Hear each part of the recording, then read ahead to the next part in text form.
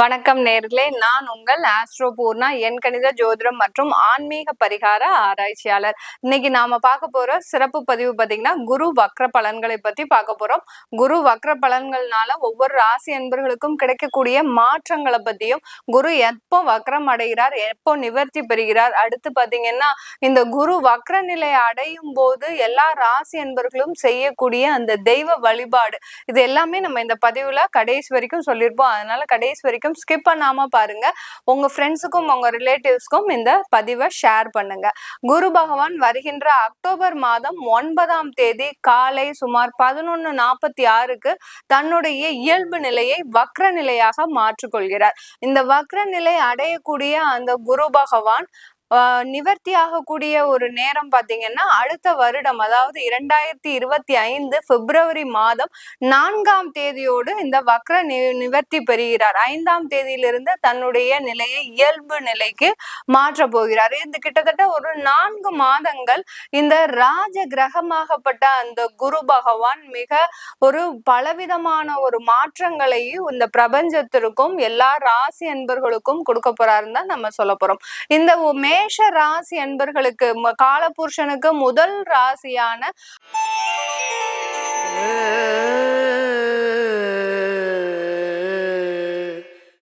இந்த மேஷ ராசி அன்பர்களுக்கு குரு பகவான் இப்போ இயல்பு நிலையில தன்னுடைய 2ஆம் இடத்துல இருக்கிறார். மேஷ ராசிக்கு 2ஆம் இடத்துல இருக்கக்கூடிய அந்த குரு பகவான் அக்டோபர் மாதம் 9ஆம் தேதி வக்ர நிலைக்கு திரும்புகிறார்.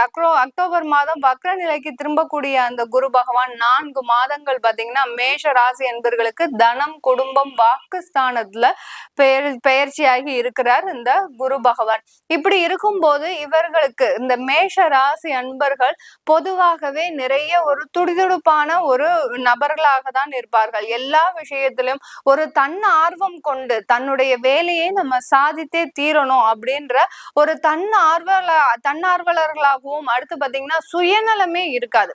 இந்த மேஷ ராசி அன்பர்களுக்கு பொதுவா நம்ம அவர்களுடைய குணாதிசயங்களை சொல்லும் போது முக்கியமா அவர்கள் கவனிக்க வேண்டிய விஷயம் பாத்தீங்கன்னா அவர்களுக்கு சுயநலம்ன்றது இருக்காது. எல்லாமே பாத்தீங்கன்னா சுயநலம் சொன்னா, மேடம் மேஷராசி என்பர்கள் என்னுடைய கணவர் இருக்கிறாங்க, மனைவி இருக்கிறாங்க, அவங்க சுயநலமா தானே மேடம் இருக்கிறாங்க, நீங்க இப்படி சொல்லுறீங்க அப்படின்னு கேட்டீங்கன்னா, சுயநலம்ன்றது தன்னுடைய குடும்ப வாழ்க்கைக்கு உண்டான தனக்கு தேவையானவற்றை நிராகரிப்பவர்களாகவும் தன்னுடைய குடும்பத்திற்கு தேவையானவற்றை அதிகமாக சேமிப்பவர்களாகவும் இருக்கக்கூடியவர்கள் இந்த மேஷராசி என்பர்கள். இப்படிப்பட்ட மேஷராசி என்பர்களுக்கு அதீதமான ஒரு கோபம், அவர்களுக்கு ஒரு நெகட்டிவ் பாயிண்ட் தான் சொல்லணும். அவர்களுடைய கோபமே அவர்களை எதிரியாக்கி, அதாவது சமுதாயத்திற்கு இடையில் ஏதாவது ஒரு பண்டிகையோ எல்லாரும் மீட் பண்ற இடத்துல, உறவுக்காரர்கள் எல்லாரும் மீட் பண்ற இடத்துல வந்தாங்கன்னா இந்த மேஷராசி என்பர்கள் சகஜமா ஏதாவது ஒரு பேச போக அது மிக பெரிய அளவுல ஒரு விதண்டாவாதமாகி அது ஒரு பெரிய பிரச்சனையாகி இவர்கள் தான் அந்த சமுதாயத்துல ஒரு மிகப்பெரிய ஒரு குற்றவாளிகளாக சித்தரிக்கப்படுபவர்கள். எதனால? அந்த முன் கோபத்தினால இந்த மேஷ ராசி என்பர்கள் இந்த மாதிரியான ஒரு அனுபவங்களை எல்லாம் அவங்களுடைய வாழ்க்கையில எப்போதுமே பெற்றுட்டு தான் இருப்பாங்க. இதை அவர்களால தவிர்க்கவே முடியாது. நீங்க இப்போ சமாதானப்படுத்தினாலும் திரும்ப ஏதாவது ஒரு விஷயத்துல கோபப்படுவார்கள். அந்த கோபமாகப்பட்டது ஒரு நியாயமாக தான் இருக்கும் இந்த மேஷ ராசி அன்பர்களுக்கு.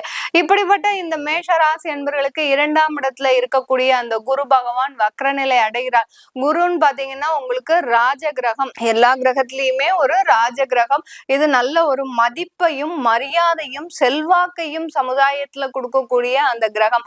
இவர்களுக்கு மேஷ ராசி அன்பர்களுக்கு மே மாதம் பெயர்ச்சி ஆகி 2ஆம் இடத்துல வந்ததுல இருந்து, ஏன்னா சந்திரன் மீதே பயணிக்கும் போது சில கசப்பான அனுபவங்களை இந்த மேஷ ராசி அன்பர்கள், சந்திரன் மீது குருவும் பயணித்தாரு, வக்ரநிலை அடைந்தாரு. அடுத்து பாத்தீங்கன்னா ராகுவோட அந்த சந்திரன் பயணிக்கும் போது மேஷராசி என்பர்கள் கடந்த 2 வருடங்களுக்கு மேலாக ஒரு பொய்யான ஒரு வாழ்க்கையை, ஒரு வெளி வேஷத்துடன் எல்லா பிரச்சனைகளையும் உள்வாங்கி கொண்டு நான் உலகத்துல இப்படிதான் இருக்க முடியும் அப்படின்ற மாதிரி ஒரு வெளி வேஷத்தோடு நடந்து கொண்டு இருப்பவர்களாக இருக்கின்றார்கள் கடந்த 2 வருடங்களாக.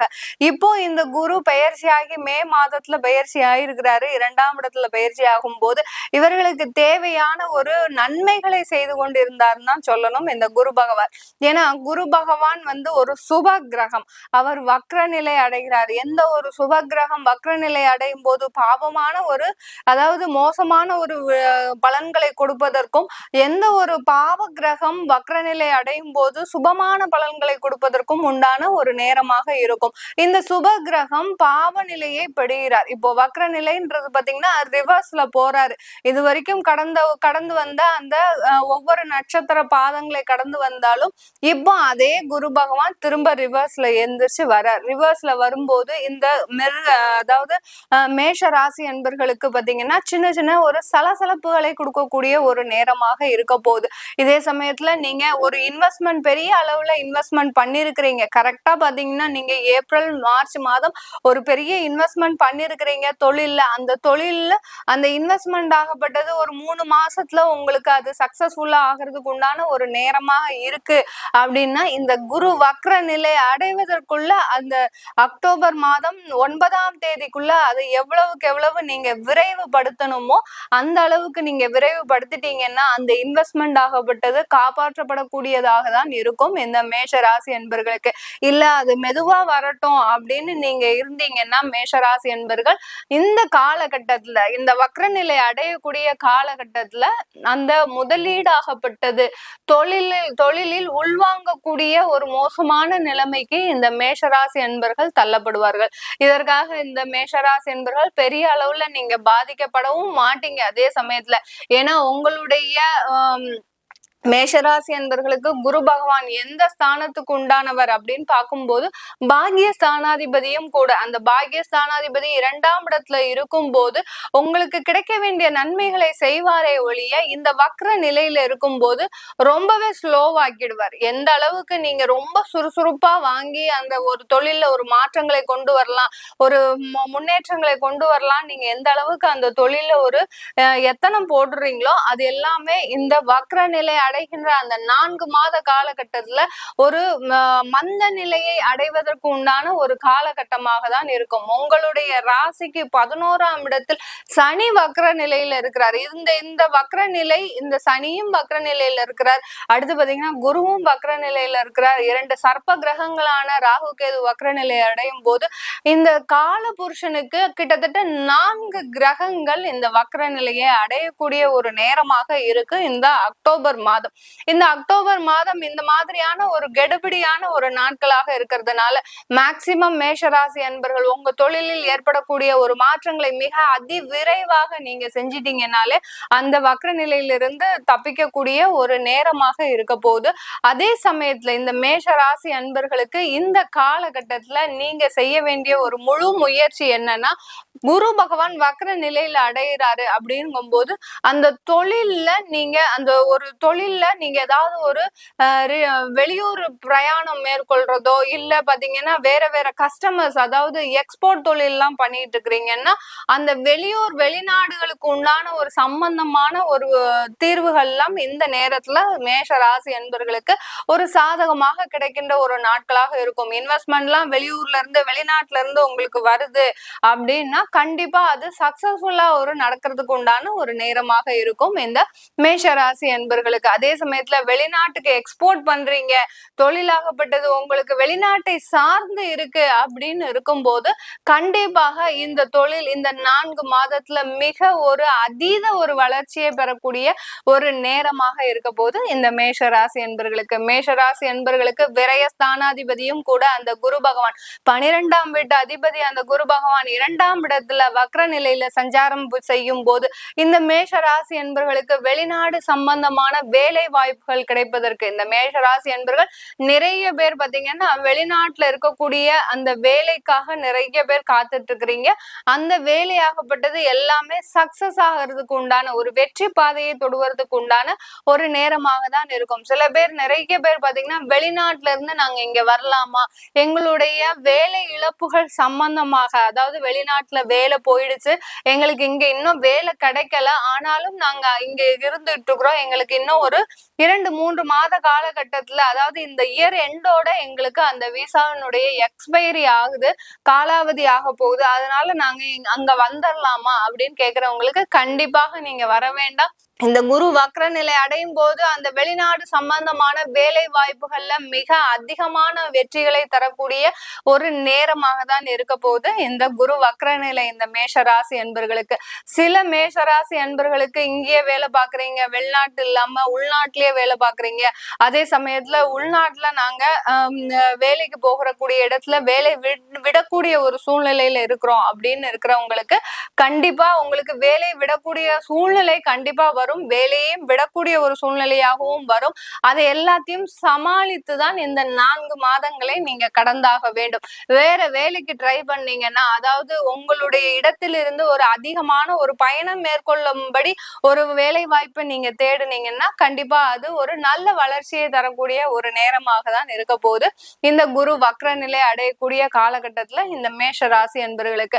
இந்த மேஷ ராசியில இருக்கக்கூடிய இந்த சிறு குழந்தைகளுக்கு இப்பதான் பிறந்திருக்கிறாங்க அப்படின்னா, ஒரு பேசக்கூடிய ஒரு நேரத்துல இருக்கிறாங்க அப்படின்னு அந்த மாதிரியான ஒரு வயதான அந்த குழந்தைகளுக்கு இப்போ இந்த காலகட்டத்துல இந்த 4 மாதத்துல அந்த பேச்சினுடைய அளவு கம்மியா தான் இருக்கும். இந்த 4 மாதத்துல பேசக்கூடிய அந்த குழந்தைகளுக்கு, அதாவது 1.5 வயசு இருக்கும், 1 வயசு இருக்கும், இந்த மாதிரியான குழந்தைகள்லாம் அம்மா அப்பான்னு பேசக்கூடிய ஒரு டயத்துல இருப்பாங்க. அந்த மாதிரியான குழந்தைகளுக்கு இப்போ அதுல ஒரு தடைகள் ஏற்படுவதற்குண்டான ஒரு நேரமாக இருக்கும். அதனால ரொம்ப பயப்பட வேண்டாம். குழந்தைங்க 4 மாதம் கழித்து அவர்களே பேச ஆரம்பித்து விடுவார்கள். இந்த காலகட்டத்துல பிறக்கக்கூடிய அந்த குழந்தைகளுக்கு, அதாவது இந்த குரு வக்ர நிலை அடையக்கூடிய காலகட்டத்துல பிறக்கக்கூடிய அந்த குழந்தைகளுக்கு பேச்சு திறமை கம்மியா தான் இருக்கும், குறைபாடாக தான் இருக்கும். அதற்கு உண்டான நீங்க நிவர்த்திகளை செய்துட்டீங்கன்னா கண்டிப்பா அந்த குழந்தை அதாவது பேச்சு திறமையில ஒரு அதீத ஒரு சக்தியை பெறக்கூடிய ஒரு நேரமாகவும் இருக்கும் இந்த குரு வக்ர நிலை அடையும் போது மேஷ ராசி அன்பர்களுக்கு உண்டான குழந்தைகளுக்கு. அடுத்து பாத்தீங்கன்னா இந்த மேஷ ராசியில பிறந்த பெண்களுக்கு பார்த்தோம்னா இந்த குரு வக்ர நிலை எந்த மாதிரியா இருக்க போகுது அப்படின்னு பார்த்தோம்னா, இந்த மேஷ ராசியில பிறந்த குழந்தைகள் அதாவது பெண்கள் பாத்தீங்கன்னா உங்களுக்கு அதிகமான ஒரு முயற்சிகளை போடக்கூடிய ஒரு நேரம். எந்த வேலை செஞ்சாலும் உங்களுக்கு இந்த 4 மாதம் வெற்றியை கண்டிப்பாக தராது. அதாவது உங்களுக்கு என்னதான் நீங்க பாடுபட்டு முயற்சி செய்து எவ்வளோ ஒரு முயற்சி செய்தாலும் இந்த 4 மாத காலகட்டம் உங்களுக்கு ஒரு நல்ல ஒரு வெற்றியை தருமா, நீங்க நினைத்த மாதிரி இருக்குமா அப்படின்னு பாத்தீங்கன்னா நீங்க நினைத்த மாதிரி இருக்காது. உங்களுக்கு தேவையான ஒரு உங்களுக்கு தகுதிக்கு குறைவாக தான் உங்களுடைய வேலை வாய்ப்போ இல்ல சொந்தமாக தொழில் தொடங்கக்கூடிய முயற்சி செய்யக்கூடிய அந்த பெண்களுக்கும் உங்களுக்கு தகுதிக்கு குறைவாக தான் எல்லா செயல்களும் நடக்கக்கூடிய ஒரு நேரமாக இருக்கும். இதற்காக நாங்க வேலை அதாவது சொந்தமா தொழில் தொடங்கணும்னு நாங்க பிக்ஸ் பண்ணியாச்சு, இன்வெஸ்ட்மெண்ட் எல்லாம் ரெடி பண்ணியாச்சு, நாங்க தொழில் தொடங்கலாமா வேண்டாமான்ற சந்தேகம் வேண்டாம், தாராளமா தொடங்கலாம். நீங்க தொடங்கும் போது உங்களுடைய அந்த தகுதியாகப்பட்டது கொஞ்சம் குறைவாக தான் மதிப்பிடப்படும். அந்த சமுதாயத்துல உங்களுடைய தொழிலினுடைய மதிப்பாகப்பட்டது கொஞ்சம் குறைவாக தான் மதிப்பிடப்படும். இது அடுத்த 4 மாதங்கள் கழித்து எல்லாமே ஒரு வளர்ச்சியை அடைவதற்கு உண்டான ஒரு நேரமாக தான் இருக்கும். இப்ப நம்ம ஒரு தொழிலே தொடங்குறோம்னா அதுல ஒரு பின்னோக்கி நகன்றாதான் எப்படி ரன்னிங் ரேஸ்ல பின்னோக்கி நகர்ந்து அப்புறம் அப்படி முன்னோக்கி செல்றாங்களோ அதே மாதிரிதான் குரு வக்ர நிலை அடையும் போது நீங்க உங்களுடைய வாழ்க்கையில ஒரு சின்ன ஒரு பின்னோக்கி நகர்ந்து அதுக்கப்புறம் மிக அதிகமான ஒரு அதீத ஒரு வளர்ச்சியை அடையக்கூடிய ஒரு நேரமாக தான் இந்த 4 மாதங்கள் கழித்து இந்த மேஷ ராசி என்பர்களுக்கு இருக்க போகுது. இந்த மேஷ ராசி என்பர்கள் இந்த காலகட்டத்துல நீங்க இந்த வக்ர நிவர்த்தியை, அதாவது குரு வக்ரம் ஆக போறாரு, அந்த வக்ரத்துல இருந்து நம்ம தப்பித்து கொள்ள, அதாவது அந்த சுபகிரகம் அசுபமாக செயல்படும் போது, பாவமாக செயல்படும் போது நீங்க எந்த மாதிரியான தெய்வ வழிபாடு பண்ணணும் அப்படின்னு சொல்லும் போது இந்த காலகட்டத்துல இந்த மேஷ ராசி என்பர்கள் நீங்க வாராகி அம்மனை வழிபாடு பண்ணுங்க, இல்ல காளிய வழிபாடு பண்ணுங்க. எந்த அளவுக்கு வக்ரமாக இருக்கக்கூடிய அதாவது உக்ரமாக இருக்கக்கூடிய தெய்வங்களை வழிபாடு பண்றீங்களோ, ஏன்னா உங்களுடைய ராசி அதிபதி செவ்வாய், அது ஒரு பாவ கிரகம்.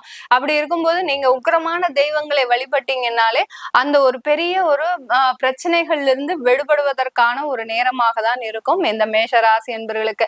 மேக்சிமம் வக்ரகாளி அம்மனை நீங்க வழிபட்டாலே போரும். இந்த மேஷராசி என்பவர்களுக்கு தீராத பிரச்சனைகளும் தீரக்கூடிய ஒரு நேரமாக தான் இருக்க போது இந்த குரு வக்ர நிலையில அடையக்கூடிய ஒரு 4 மாத காலகட்டத்துல. இந்த பதிவு எல்லாமே அந்த கோச்சார நிலவரப்படி நம்ம பலன்கள் சொல்லியிருக்கிறோம். உங்களுடைய ஜாதகத்துல தசாபுத்தி பலன்களை அறிஞ்சுக்கணும். எனக்கு குரு வக்ரமாவே இருக்கிறாரு, இப்ப குரு திசையும் நடந்துட்டு இருக்குது, இப்போ எனக்கு எந்த மாதிரியான பலன்களை கொடுப்பாரு அப்படின்னு நீங்க தெரிஞ்சுக்கணும் விருப்பப்பட்டாலும், உங்களுக்கு உங்களுடைய ஜாதகம் இல்ல, ஜாதகம் எழுதணும். சில பேருக்கு திருமணம் ஆரம்பிக்கும் போதுதான் அந்த ஜாதகத்தையே நம்ம தேடுவோம். அப்படி தேடும் போது நம்மளுக்கு அந்த ஜாதகம் கிடைக்காது. அந்த மாதிரியான நபர்களுக்கு PDF மூலமாக ஜாதகம் எழுதுவதற்கும், அடுத்து பாத்தீங்கன்னா உங்களுடைய குழந்தைகளுக்கு நியூமராலஜி படி பேர் வைக்கணும்னு கேட்கிறவங்களுக்கு கீழே இருக்கிற நம்பருக்கு வாட்ஸ்அப்ல அப்பாயின்மெண்ட் வாங்கிக்கிட்டு நீங்க என்கிட்ட கன்சல்ட் பண்ணிக்கலாம். உங்களிடமிருந்து விடைபெறுவது உங்கள் ஆஸ்ட்ரோ பூர்ணா. நன்றி, வணக்கம்.